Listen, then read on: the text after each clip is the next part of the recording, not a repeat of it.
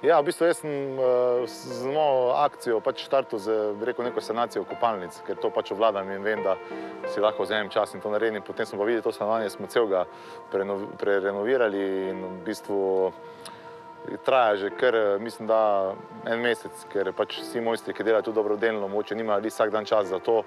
Tako da počasi, ampak zanesljivo mislim, da se bližamo koncu.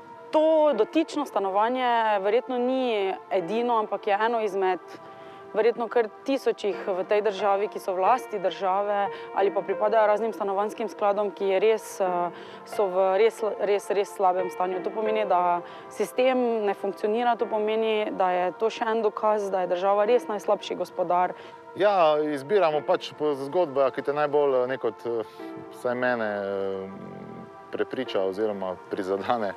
Gospa je invalidka, sina ima, ki je tudi se bori z levkemijo, mož jim je umrl, prejeli so tole stanovanje, ki pa ni bilo vseljivo.